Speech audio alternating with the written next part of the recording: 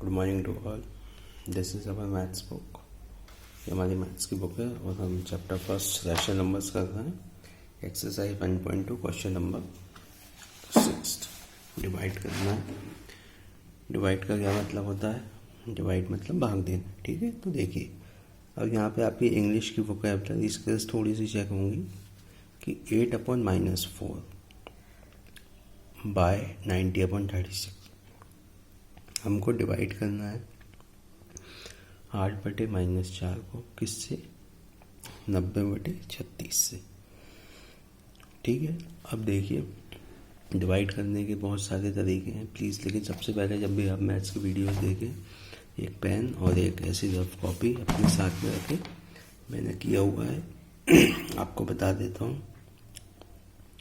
देखिए, ये इस फॉर्म में लिखा हुआ है 8/-4 बाय 90/36। बाय का मतलब द्वारा होता है। तो देखिए, क्वेश्चन में ये दे रखा है। अब इसको मैथ्स के फॉर्म में कैसे लिखेंगे? ऐसे लिखेंगे 8/4 या -8/4 बात एक ही होगी। अगर नीचे माइनस दे रखा है तो उसको हम ऊपर भी लिख सकते हो, कोई प्रॉब्लम नहीं है। डिवीजन का साइन आ जाएगा 90/36।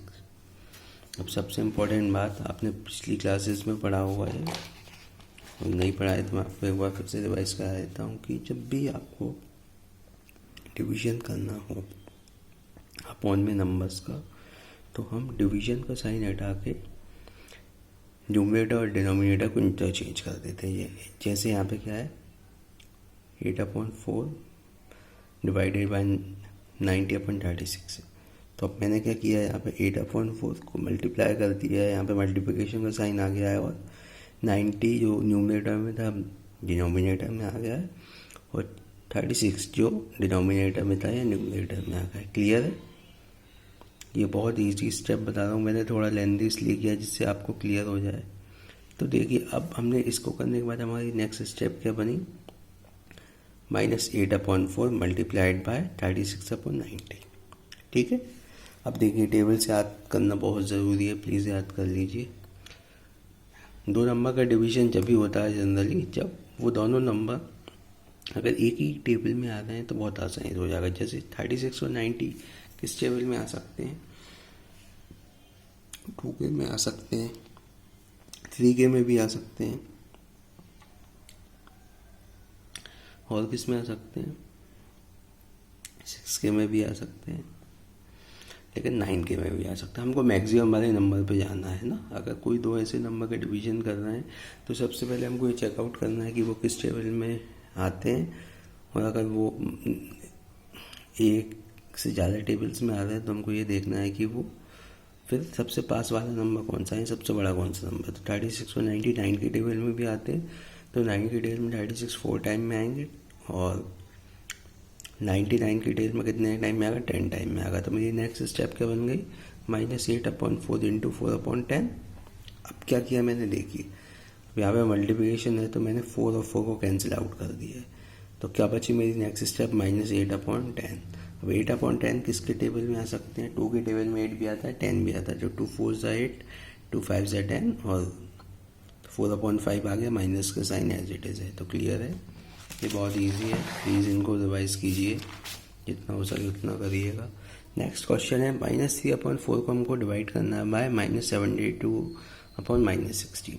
सेम टू सेम क्वेश्चन का क्या मतलब? एक बात ध्यान रखना, इसको इससे डिवाइड मत कर देना, क्वेश्चन पढ़ लेना अच्छे से। -3/4 को डिवाइड करना है बाय -72/16। तो देखिए, -3/4 डिवाइडेड बाय -72/-16। अब बहुत सारे बच्चे चाहें तो ये दोनों माइनस के साइन को यहीं के यहीं कैंसिल आउट कर सकते हैं, चाहें तो ये दोनों नंबर को यहाँ पे भी डिवाइड कर सकते हैं, चाहें तो। नहीं तो मैंने जो स्टेप बताया है आप लोगों की भलाई के लिए कि जितना इजीली हो सकता है उतना इजीली मैंने समझाया है। देखिए, अब क्या किया है मैंने यहाँ पे, -3/4 जो है उसको एज इट इज़ लिखा है, और डिवीजन की जगह मैंने कौन सा साइन लगा दिया है? यहाँ पे मल्टीप्लिकेशन का साइन लगाया। तो मल्टीप्लिकेशन का साइन लगेगा तो क्या हो जाएगा?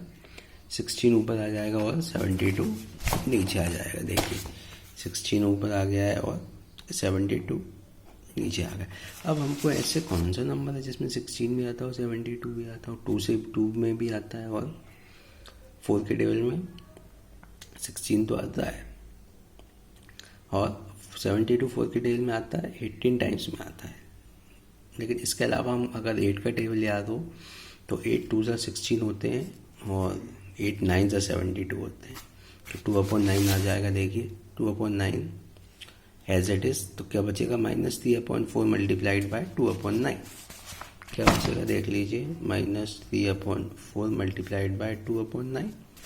अब देखिए 2 1 ज़ा 2 होते हैं और 2 2 ज़ा 4 होते हैं और 3 1 ज़ा 3 होते हैं, 3 3 ज़ा 9 होते हैं। तो बस तो सॉल्व करूँगा तो क्या आ जाएगा? -1/6 आ जाएगा। क्यों आ जाएगा? ये माइनस वाले देखिए यहाँ तक चलेंगे साथ में तो यहाँ पे कैंसिल हो गए हैं, लेकिन ये कि ये माइनस का बचा हुआ है तो -1/6 आंसर होगा। क्लियर है? नेक्स्ट देख लीजिए, इसका मैंने क्वेश्चन नंबर 3 जो है वो आपको होमवर्क में दिया है। अब यहाँ पे देखिए क्या है 3 में 60/99 बाय -20 दे रखा है। तो आप चाहें तो -20 को -20/1 कर देना, बस इतना कर दोगे, इतना कर लेना। अगर आपको कोई प्रॉब्लम है तो इतना कर दोगे ना, अपने आप आंसर आ जाएगा। 4th बहुत इजी है। 4th में क्या करना है? 0 को डिवाइड करना है बाय -33/53 और हम जानते हैं कि 0 को किसी भी नंबर से डिवाइड करेंगे तो 0 ही आएगा, लेकिन फिर भी मैंने सॉल्व कर दिया है। 0 डिवाइडेड बाय -33/53 और मल्टीप्लिकेशन का साइन आएगा तो न्यूमरेटर डिनोमिनेटर में, डिनोमिनेटर न्यूमरेटर में। तो 0 × 53/-33 इज इक्वल टू 0/-30। ये बहुत ईजी है। उसी तरीके से मैंने 5th भी किया हुआ है।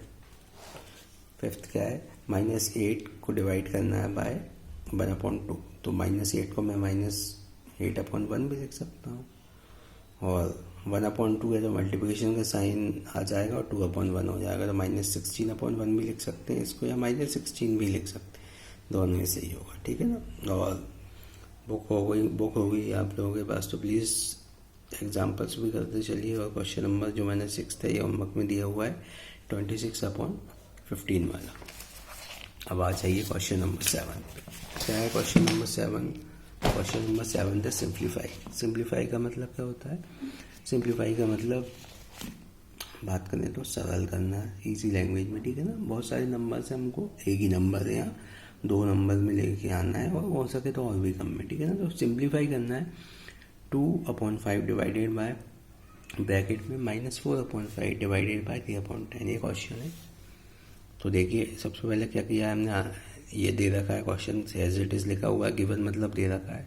सबसे पहले हम ब्रैकेट के अंदर की चीज़ को सॉल्व करेंगे, जो मैंने रूल बताया था।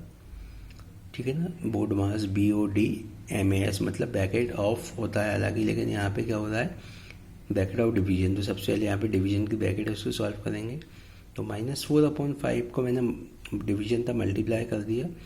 न्यूमरेटर मतलब अंश की वैल्यू हर में चलेगी, हर की वैल्यू अंश में चलेगी, मतलब न्यूमरेटर की वैल्यू डिनोमिनेटर में, डिनोमिनेटर की वैल्यू न्यूमरेटर। -4/5 × 10/3 हो गया। आसानी से कैंसिल हो रहा है, 5 1 × 5, 5 2 × 10। ठीक है? तो कितना हो जाएगा? -8/3 हो जाएगा। तो देखिए 2/5 डिवाइडेड बाय -8/3। ठीक है? ईजी है, कुछ नहीं किया है। अब मैंने डिवीजन का साइन हटा के फिर वैल्यू इंटरचेंज हो जाएगी, 3/-8 हो जाएगा। यहाँ पे देखिए यहाँ पे 2 है और यहाँ पे -8 है, तो कैंसिल हो जाएंगे। 2 1 × 2, 2 4 × 8 होते हैं, तो 3/-4 आ जाएगा यहाँ पे, और 1/5 आएगा तो 3/-20 आंसर आ जाएगा। मल्टीप्लाई करूँगा इसको, आप चाहो तो 3/-20 भी लिख सकते हो या -3/20 लिख सकते हो, दोनों भी सही है। ठीक है? अब क्वेश्चन नंबर 7 का मैंने सेकंड पार्ट आपको होमवर्क में दिया हुआ है, प्लीज़ इसको कर लेना। और होमवर्क हो सके तो आज मुझे सेंड करो। क्वेश्चन नंबर 8 पे चलते हैं। ये आज अपनी 5th क्लास है मैथ्स की, चैप्टर 1 की। आप लोगों प्लीज़ रिस्पॉन्स दीजिए, होमवर्क प्लीज़ सेंड करके भेजिए। देखिए अब ये सारे क्वेश्चंस में आपकी इंग्लिश चेक होगी कि आपकी इंग्लिश कितनी स्ट्रांग है, तो प्लीज़ अच्छे से समझ लेना जो मैं समझा रहा हूँ ध्यान से। What should be subtracted from 5/6 - 2/3 to get -7/18? What should be मतलब what मतलब क्या होता है? क्या सब्ट्रैक्ट किए जाए, किससे, 5/6 और -2/3 से, कि हमको -7/18 मिल जाए। मतलब इसमें से कौन से नंबर को सब्ट्रैक्ट किया जाए, कौन से नंबर को घटाया जाए जिससे हमको -7/18 मिल जाए। अब देखिए, आपने 6th-7 में पढ़ा होगा, क्या पढ़ा होगा, अननोन वेरिएबल्स पढ़े होंगे, एक्स वाई जेड, अपन ऐसा कुछ मानते हैं, लीनियर इक्वेशंस पढ़ी होंगी। मैथ्स में जब भी हमको कुछ चीज़ पता नहीं होती तो हम एक्स मान के चलते हैं कि मान लो वो चीज़ एक्स है। और प्लीज़ अपनी बुक 7th और 6th की मैथ्स की रखी हो तो प्लीज़ निकाल के पढ़ लो ना, मैथ्स की बुक बेच मत देना रद्दी के भाव में, ठीक है। अपनी बुकों को कभी मत बेचा करो। अभी आप लोगों को बहुत ज़रूरत है पुरानी बुक्सों की भी और न्यू वालों की भी, तो पुरानी बेचना मत और नई खरीद लेना। तो देखिए हमने क्या किया है, let x be subtracted from 5/6 -2/3 to get -7/18। मतलब एक्स को हम सब्ट्रैक्ट कर रहे हैं इसमें से ये पाने के लिए। तो इसको अब मैं मैथ्स के फॉर्म में कैसे लिखूँगा, देखिए 5/6 -2/3 माइनस एक्स इक्वल टू -7/18, ये क्वेश्चन है। अब सबसे पहले हमको ब्रैकेट वाली चीज़ सॉल्व करना है, बीच में माइनस का साइन है। यहाँ पे देखिए दो ऐसे नंबर जो P/Q के फॉर्म में हो, उनके बीच में माइनस और प्लस का साइन होगा तो एलसीएम लेंगे हम, और मल्टीप्लिकेशन का साइन होगा तो नॉर्मल मल्टीप्लाई करेंगे, डिवीजन का साइन होगा तो वैल्यू ऊपर नीचे करके हम मल्टीप्लाई कर देंगे। तो सबसे पहले 6 और 3 का एलसीएम लेंगे। मैंने आपको एक ट्रिक बताई थी, एक तो ये तरीका है कि आप चाहो तो ऐसे एलसीएम लेके सॉल्व कर सकते हो। पेपर में इसके कोई नंबर नहीं, कॉपी जो चेक करेगा उसको मतलब नहीं है कि इनका एलसीएम आपका 6 कैसे आया कि नहीं आया, उसको इन चीज़ों से मतलब नहीं है। तो देखिए अगर आपको 2 या 2 से ज़्यादा नंबर का एलसीएम लेना है और अगर उनमें से सबसे बड़ा नंबर उन छोटे वाले नंबरों के टेबल में आ रहा है तो जो सबसे बड़ा नंबर है वही उनका एलसीएम हो जाएगा। जहाँ पे 3 और 6 हैं और यहाँ पे सबसे बड़ा कौन है, 6 है, और 6 3 के टेबल में आता है, बिल्कुल आता है, 2 टाइम्स में आता है, तो 6 ही एलसीएम हो जाएगा। तो देखिए यहाँ पे 6 लिख दिया, एलसीएम 6 आ जाएगा। मतलब इससे मतलब नहीं है, आप यहाँ करोगे 6 आ जाएगा। अब 6 के टेबल में 6 कितने टाइम में आता है, एक बार में आता है, तो ऊपर वाला जो नंबर है उसमें 1 का मल्टीप्लाई करेंगे, 5 × 1, माइनस का साइन।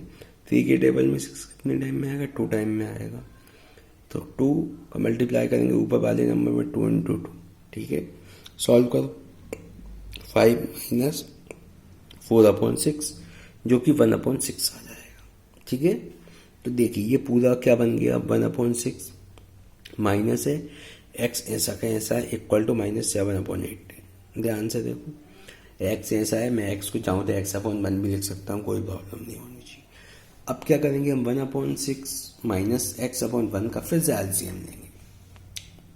देखिए 6 और 1 है, एलसीएम जनरली 1 के साथ किसी नंबर का एलसीएम लोगे तो जो बड़ा नंबर है वही आएगा, तो 6 आ जाएगा। अब देखिए यहाँ पे क्या होगा, 6 के टेबल में 6 1 टाइम में, तो 1 × 1 माइनस 1 के टेबल में 6 टाइम में, तो 6 × x, तो क्या बन गया ये 1 - 6x/6, 1 - 6x/6, जो कि काय के इक्वल होगा -7/18। अब क्या कर दिया मैंने, क्रॉस मल्टीप्लिकेशन आपने पढ़ा होगा, इसको यहाँ ले जाते हैं, इसको यहाँ भी ले जा सकते हैं। तो हम हमको सिर्फ x की वैल्यू चाहिए, मतलब x को अकेला करना है हमको। तो मैंने ये वाले 6 को यहाँ भेज दिया, तो क्या हो गया 1 - 6 इक्वल टू -7 × 6/18। अब क्या बचा, 6/18 क्या होता है, 1/3 हो जाएंगे 6 के। 6/18 क्या होगा, 6 का टेबल याद हो तो 6 1 6 6 3 18। तो यही किया मैंने यहाँ पे, 1/6 इक्वल टू -7 × 6/18। तो 1 - 6 इक्वल टू -7/3 हो जाएगा, इसमें कोई डाउट नहीं होना चाहिए। फाइनली और क्या किया है मैंने, देखिए 1 - 6 इक्वल टू -7/3। अब मुझे x का अकेला करना है, तो -6x इक्वल टू यहाँ पे जो 1 है मैं उसको इधर ले जाऊँगा। इसको ट्रांसपोज बोलते हैं, आप लोगों ने पढ़ा होगा, नहीं पढ़ा है तो प्लीज़ पूछ लेना मुझसे, कोई डाउट हो तो। इसको यहाँ ले जाएंगे तो ये क्या होगा, -1 हो जाएगा। अब देखिए यहाँ क्या बचा, -6x इक्वल टू -7/3 -1/1। फिर आप देखिए यहाँ पे दो रैशनल नंबर के बीच में प्लस या माइनस का साइन होगा तो एलसीएम लेंगे। 3 और 1 का एलसीएम 3 आएगा। इसको सॉल्व कर लेते हैं। 3 आ गया। 7 इंटू 1 और 1 के टेल में 3 टाइम में आएगा तो 1 इंटू 3 तो -7 -3 अपॉन जाएगी। और -7 और -3 कितने होते हैं? -10 होते हैं तो -10 अपॉन 3 आ जाएगा। तो क्या बचा मेरा? -6x equal to -10 upon 3। मुझे सिर्फ x को अकेला करना है तो -x, ये मल्टीप्लाई में इसके तो डिनोमिनेटर में आ जाएगा तो -10 upon 3 into 1 upon 6 -6x equal to क्या होगा? अब देखिए 10 और 6 दोनों नंबर एक कैसे कौन से टेबल में आ सकते हैं? 2 के टेबल में आ सकते हैं। तो 2 5 ज़ा 10 और 2 3 ज़ा 6 तो -x equal to -5 upon 3 into 3 तो -x इक्वल टू -5 अपॉन 9 तो प्लस ये माइनस यहाँ भी है तो कैंसिल आउट हो जाएंगे तो x इक्वल टू 5 अपॉन 9 आ जाएगा। प्लीज़ ये स्टोरी नहीं चल रही है, पिक्चर नहीं चल रही, जब तक आप इसको करोगे नहीं आपको समझ में ही नहीं आएंगे। तो प्लीज़ पेन और कॉपी लेके बैठे और सॉल्व करें, ठीक है। एक क्वेश्चन और मैंने करा दिया है जनरली, नेक्स्ट वाला जो है। अब इसमें क्या करना है? What should be added to 1/3 plus 3/5 to get -6/20। मतलब 1/3 और 3/5 में क्या जोड़ा जाए कि -6/20 मिल जाए। तो हम मैथ्स में मान के चलते हैं कि x ऐड करेंगे तो ये मैंने x ऐड किया हुआ है 1/3 plus 3/5 plus x equal to -6/20। आप चाहो तो 6/20 को यहीं डिवाइड कर सकते हो, चाहो तो। नहीं करना है कोई बात नहीं, मैंने बहुत सिंपल तरीके से किया हुआ है। सबसे पहले इसको छोटा करेंगे तो एलसीएम ले लेंगे। 3/5 का एलसीएम, दोनों एक दूसरे के नंबर में नहीं आते, टेबल में नहीं आते हैं, तो कितना हो जाएगा? एलसीएम 15 हो जाएगा। और 15 होकर मैं सॉल्व करूँगा तो क्या आ जाएगा? 14/15 प्लस x इक्वल टू -6/20। अब x के अपॉन में 1 करके फिर एलसीएम लूँगा तो कितना हो जाएगा? 14 plus 15x/15 equal to -6/20। Solve करूँगा तो 15 इधर चला जाएगा। अब 15 और 20 किसके डेल में आते हैं? 5 के डेल में आते हैं। 5 3 = 15 और 5 4 = 20 तो ये कितना हो जाएगा? -6 इंटू 3/4।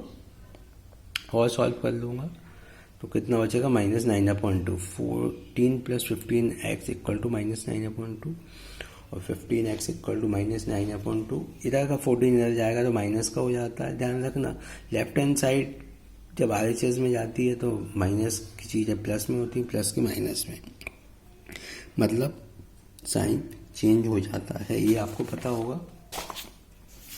ये इक्वल टू का साइन होता है, बराबर का साइन, बराबर के साइन के उल्टे तरफ को LHS बोलते हैं, मतलब लेफ्ट हैंड साइड, और RHS मतलब राइट हैंड साइड, ठीक है ना। ये उल्टा हाथ है ना, देखिए आपका उल्टा हाथ है, ये मेरा उल्टा हाथ है तो ये LHS है और ये सीधा हाथ है तो RHS है। तो अब इधर की चीज़ जब भी इधर जाएगी ना तो उसका चिन्ह चेंज हो जाता है, साइन चेंज हो जाता है, ठीक है। तो देखिए अब इसको सॉल्व करना है बस। 15x equal to -9/2 -14/1। फिर एलसीएम लेंगे, प्लीज़ एलसीएम ले, कोई प्रॉब्लम नहीं होनी चाहिए। जितनी भी बार ले सको, जितनी प्रैक्टिस कर सको करो इन क्वेश्चंस की। मैं बहुत स्लो चल रहा हूँ और आप लोगों का रिस्पॉन्स भी स्लो है, तो प्लीज़ थोड़ा सा एक्टिव हो जाओ। रक्षाबंधन का फेस्टिवल ख़त्म हो चुका है, पढ़ाई पर कॉन्सेंट्रेट करना स्टार्ट करो। ये सारी चीज़ें मैं क्लास 10th को ध्यान में रख के करा रहा हूँ, जिससे आपको 10th में प्रॉब्लम ना हो। अच्छे से अटेंड करोगे क्लास, इंग्लिश और मैथ्स में 10th में प्रॉब्लम बिल्कुल नहीं होगी, बहुत अच्छे नंबर आ जाएंगे। नहीं करोगे, बुक्स ही नहीं खरीदोगे, कॉपी नहीं बनाओगे तो फिर प्रॉब्लम होनी ही है। ये आपके ऊपर है, आप क्या चाहते हो। तो देखिए इसको जस्ट मैंने अब सॉल्व भी किया है। -9/2 -14 है, 2 और 1 का एलसीएम 2 ही होगा। सॉल्व कर लूँगा तो माइनस कितना हो गया ये? -37/2 हो जाएगा। 15x equal to -37/2, x equal to -37/2 into 15 और 15 2 30 होते हैं तो x इक्वल टू -37/30। ये आंसर आ चुका है। तो प्लीज़ एक बार फिर से रिक्वेस्ट है आप लोगों से, अच्छे से सॉल्व करें मैथ्स को, कॉपी कंप्लीट करें, क्लास में copy, book please book purchase कर लीजिए जिसने अभी भी नहीं खरीदी है। ये 4th वीक स्टार्ट हो चुका है, 4था हफ्ता स्टार्ट हो चुका है अपना। अब भी आप लोग बुक नहीं खरीद रहे तो मैं नहीं समझता हूँ कि आप लोग पढ़ने के बिल्कुल मूड में हो। फिर तो बात को सीरियसली लो, प्लीज़ रिक्वेस्ट कर रहा हूँ। पेरेंट्स अगर वीडियोस देख रहे हैं, मम्मी या पापा बच्चों की देख रहे हैं, तो प्लीज़ अपने बच्चों को बुक्स दिला दीजिए। सबसे पहला काम आपको यही करना है कि बच्चों को बुक्स और कॉपियाँ तो प्लीज़ दिलाई दीजिए। अदरवाइज लास्ट में आप ब्लेम करेंगे कि कुछ पढ़ाई नहीं हुई, तो प्रॉब्लम ही प्रॉब्लम है फिर। ठीक है ना? कोई डाउट हो तो प्लीज़ 9039966829 मेरा कॉन्टैक्ट नंबर है, उस पर आप कभी भी कॉल करके पूछ सकते हैं। Okay, thank you, bye bye.